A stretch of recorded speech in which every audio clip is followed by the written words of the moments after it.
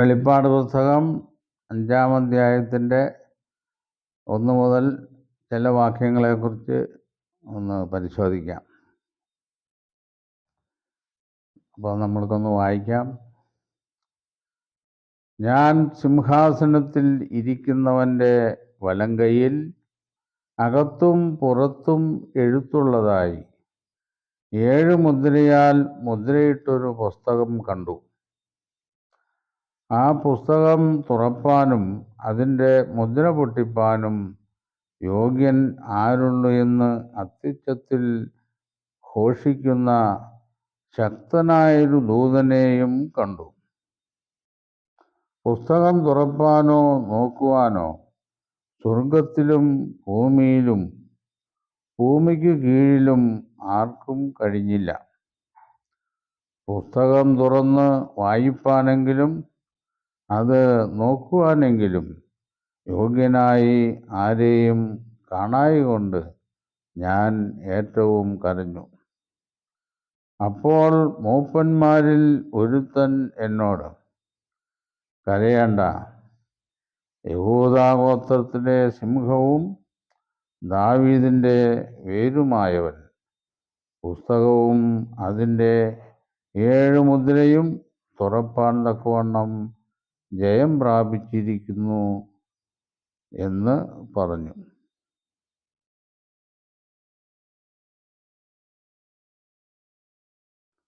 ഇവിടെ നമ്മൾ വായിക്കുമ്പോൾ സിംഹാസനത്തിൽ ഇരിക്കുന്ന യഹോവയെ കാണുന്നു. യഹോവയുടെ വലങ്കയിൽ അകത്തും പുറത്തും എഴുത്തുള്ള ഒരു പുസ്തകം വലങ്കയിൽ പിടിച്ചിരിക്കുന്നു. ആ പുസ്തകം 7 മുദ്ര കൊണ്ടാണ് മുദ്രയിട്ടിരിക്കുന്നത്.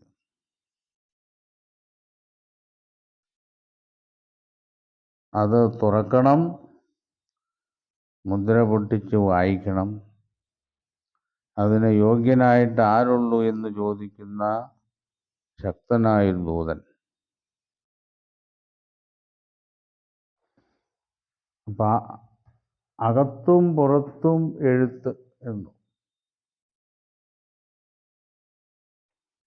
നമ്മൾ വിശുദ്ധ വേദപുസ്തകം പരിശോധിക്കുമ്പോൾ ഇരുവിധമായ രക്ഷയെക്കുറിച്ചാണ് വേദപുസ്തകം വെളിപ്പെടുത്തുന്നത്. രക്ഷ എന്ന് പറഞ്ഞാൽ അദാമ്യ മരണത്തിൽ നിന്നും ഉള്ള മോചനമാണ് രക്ഷ. ആ മോചനം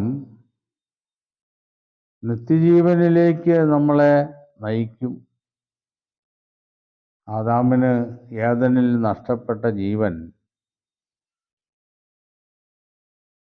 ആദാമിൽ കൂടെ എല്ലാവരും പാപികളായി തീരുക വഴി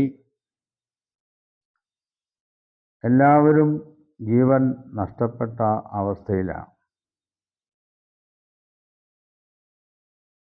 അപ്പം എല്ലാവർക്കും ജീവൻ തിരികെ കൊടുക്കും എന്നുള്ള വലിയ പ്രത്യാശയാണ് ദൈവം വേദപുസ്തകത്തിൽ വെളിപ്പെടുത്തിയിരിക്കുന്നത്.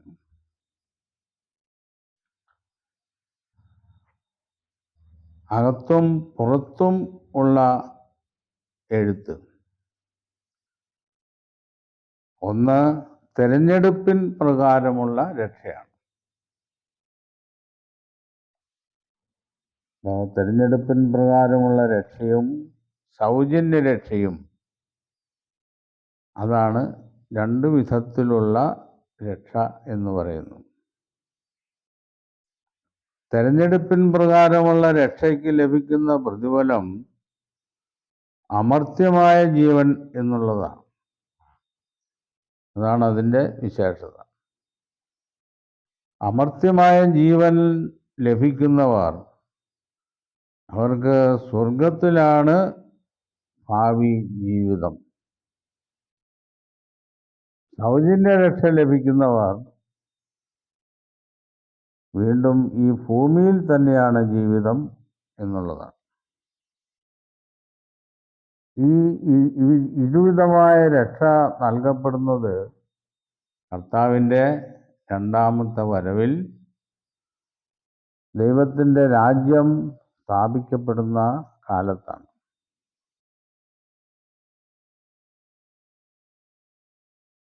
അപ്പോൾ സിംഹാസനത്തിൽ ഇരിക്കുന്നവൻ്റെ വലം കൈയിൽ നിന്ന് പുസ്തകം വാങ്ങി അതിൻ്റെ മുദ്ര പൊട്ടിപ്പാൻ യോഗ്യനാരുള്ളൂ എന്ന് അത്യുച്ചത്തിൽ ഘോഷിക്കുന്ന ശക്തനായൊരു ദൂതനെ കണ്ടു. അപ്പോൾ പുസ്തകം തുറപ്പാനോ നോക്കുവാനോ സ്വർഗത്തിലും ഭൂമിയിലും ഭൂമിക്ക് കീഴിലും ആർക്കും കഴിഞ്ഞില്ല.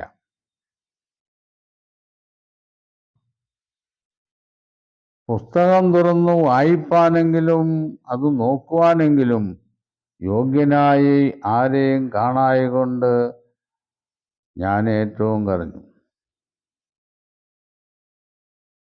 അപ്പോൾ ഈ പുസ്തകത്തിൽ എഴുതിയിരിക്കുന്നത് വലിയ വിഷയമാണ്. മനുഷ്യനെ മോചിപ്പിക്കുവാൻ വേണ്ടി മറുവിലയായിത്തീരുവാൻ യോഗ്യതയുള്ളവൻ ആരാണ് എന്നുള്ളതാണ് ഒരു കാര്യം. മനുഷ്യനെ മോചിപ്പിക്കുവാൻ യോഗ്യനായിട്ട് ആരെയും കാണായകൊണ്ട് ആണ് യോഹന്നാൻ സ്നാപക അപ്പോസ്തലന് ഇവിടെ ദുഃഖമുണ്ടായത്. അപ്പോൾ മൂപ്പന്മാരിൽ ഒരുത്തൻ എന്നോട്, നമ്മൾ 24 മൂപ്പന്മാരെ കുറിച്ച് നമ്മൾ ഇന്നലെ ചിന്തിച്ചിരുന്നു.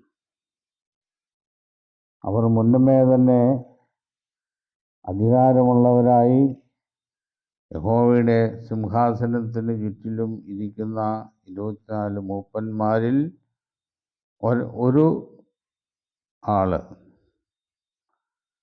മറുപടി പറയുന്നു, കരയേണ്ട, യഹൂദാ ഗോത്രത്തിലെ സിംഹവും ദാവീദിൻ്റെ വേരുമായവൻ. കർത്താവിനെ ഇവിടെ വിശേഷിപ്പിക്കുന്നത് യഹൂദാ ഗോത്രത്തിലെ സിംഹം എന്നാണ്. സിംഹം ഒരു ശക്തിയുള്ള ഒരു ജീവിയാണ്, കാട്ടിലെ രാജാവാണ്, ഒന്നിനും വഴിമാറാത്ത പ്രകൃതക്കാരനാണ്. നമ്മുടെ കർത്താവിനെ അതിനോട് ഉപമിക്കുകയാണ്, യഹൂദാ ഗോത്രത്തിലെ സിംഹം. യാക്കോബിൻ്റെ 12 മക്കളിൽ മൂന്നാമത്തവനാണ് യഹൂദ. യഹൂദയെ യാക്കോബ് അനുഗ്രഹിക്കുന്നത്, യഹൂദ ഒരു ബാലസിംഹം, മകനെ നീ ഇരപിടിച്ച് കയറിയിരിക്കുന്നു എന്നാണ്. അതുകൊണ്ടാണ്, ആ വാക്യത്തിൻ്റെ അടിസ്ഥാനത്തിലാണ് യേശുവിനെ യഹൂദാ ഗോത്രത്തിലെ സിംഹം എന്ന് പറഞ്ഞിരിക്കുന്നത്.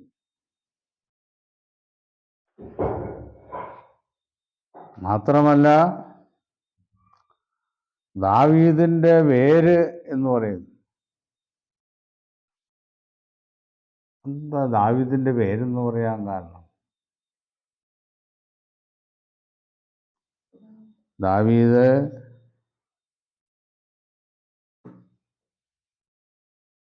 രാജ പരമ്പരയിലുള്ള ദാവീദിനെയാണ് ദൈവം ഇസ്രായേലിൻ്റെ ഹൃദയപ്രകാരമുള്ള രാജാവ് എന്നാണ് ദാവീദിനെ കുറിച്ച് പറയുന്നത്.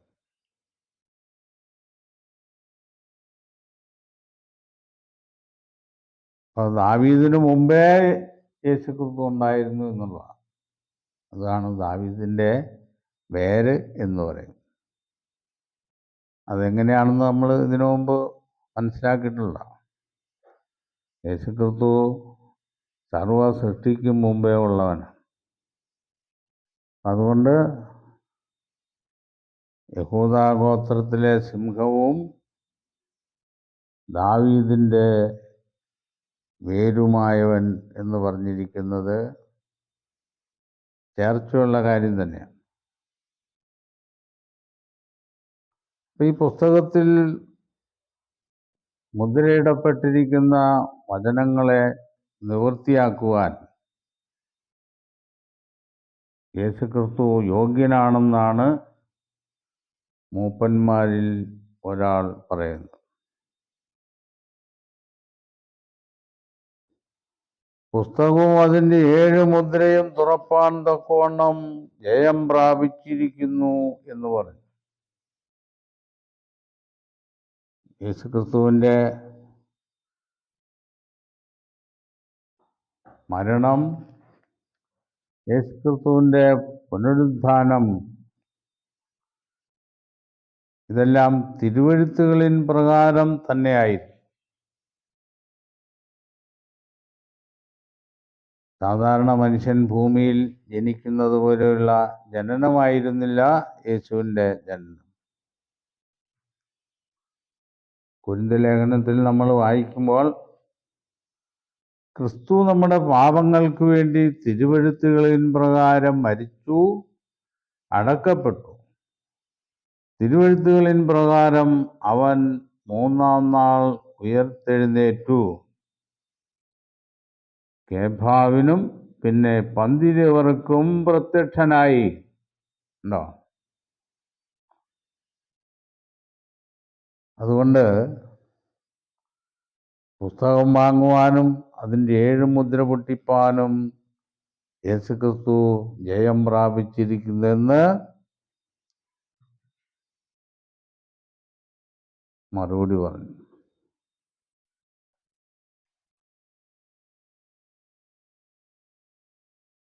ഞാൻ സിംഹാസനത്തിൻ്റെയും 4 ജീവികളുടെയും നടുവിലും മൂപ്പന്മാരുടെ മധ്യത്തിലും ഒരു കുഞ്ഞാട് അറുക്കപ്പെട്ടതുപോലെ നിൽക്കുന്നത് കണ്ടു. ഇത് സംഭവിച്ചു കഴിഞ്ഞ കാര്യം അതേ പ്രകൃതത്തിൽ തന്നെ ദർശനത്തിൽ കൂടെ അപ്പസ്തോലന് ഒന്നുകൂടെ വെളിപ്പെടുത്തുകയാണ്. അതിൻ്റെ ആവശ്യകത ഈ തെരഞ്ഞെടുപ്പ് വിഭാഗത്തിലേക്ക് ഇനിയും അംഗങ്ങൾ വന്നു ചേരുവാനുണ്ട്. അവരെ ഉറപ്പിക്കുന്നതിനും അതിലേക്ക് ആളുകളെ ഉത്സാഹിപ്പിക്കുന്നതിനും ഒക്കെ ദർശനം വളരെ പ്രയോജനപ്പെടും. ഭാവിയിൽ സഭയ്ക്ക് വളരെ പീഡകൾ സഹിക്കേണ്ടി വരും എന്നുള്ള കാര്യവും കർത്താവിനറിയാം. നിർമ്മലമായ സത്യങ്ങളുടെ സ്ഥാനത്ത് അസത്യങ്ങളും വ്യാജങ്ങളായ അനുഷ്ഠാനങ്ങളും പ്രചരിക്കും എന്നുള്ളതും കർത്താവിനറിയാം. അതിനെല്ലാം മുന്നോടിയായിട്ടാണ് ഈ സഭകൾക്ക് കർത്താവിൻ്റെ ഉപദേശവും ഈ ദർശനമൊക്കെ വീണ്ടും വീണ്ടും അറിയിക്കപ്പെട്ടുകൊണ്ടിരിക്കുന്നു.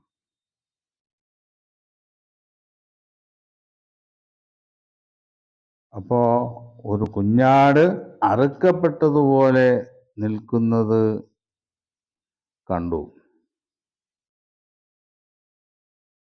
അതിന് 7 കൊമ്പും സർവഭൂമിയിലേക്കും അയച്ചിരിക്കുന്ന 7 ദൈവാത്മാക്കളായ 7 കണ്ണും ഉണ്ട്. 7 കൊമ്പ്. 7 സഭകളെ കുറിച്ച് നമ്മൾ മുന്നമേ പഠിച്ചിട്ടുണ്ട്. 7 സഭകളും ക്രിസ്തുവിനെക്കുറിച്ചുള്ള സുവിശേഷമാണ് ലോകത്തിന് നൽകിക്കൊണ്ടിരിക്കുന്നത്.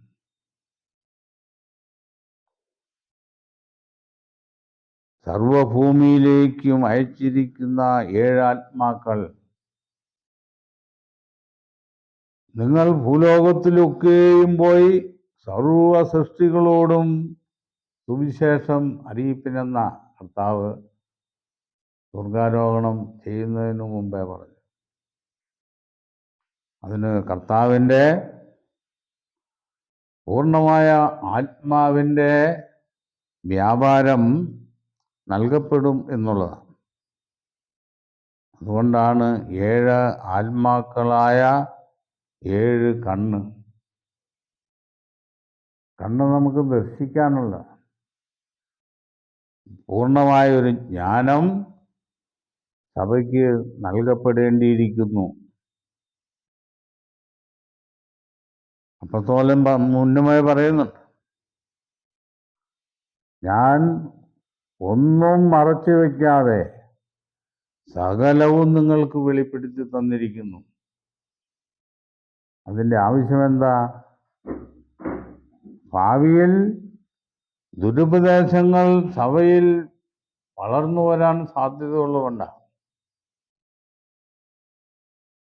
എനിക്ക് ലഭിച്ച ജ്ഞാനത്തിനൊത്തവണ്ണം ഞാൻ ജ്ഞാനമുള്ള ഒരു പ്രധാന ശില്പിയായി അടിസ്ഥാനമിട്ടിരിക്കുന്നു. അപ്പോസ്തലൻ്റെ ഉപദേശങ്ങൾ എന്തെല്ലാം കാര്യം നമ്മൾ അനുഷ്ഠിക്കണമെന്നുള്ള കാര്യവും അപ്പോസ്തലൻ വളരെ തെളിവായിട്ട് പറഞ്ഞു കൊടുത്തിട്ടുണ്ട്. അതിലുപരിയായിട്ട് ഞങ്ങളിടാത്ത അടിസ്ഥാനത്തിന്മേൽ ആരെങ്കിലും ദുരുപദേശങ്ങൾ പ്രചരിപ്പിച്ചാൽ അത് വെന്തുപോകും എന്ന് പറയുന്നു. അതുകൊണ്ടാണ് 7 ആത്മാക്കൾ ആയ 7 കണ്ണ് സഭയ്ക്ക് നൽകപ്പെടുന്നു.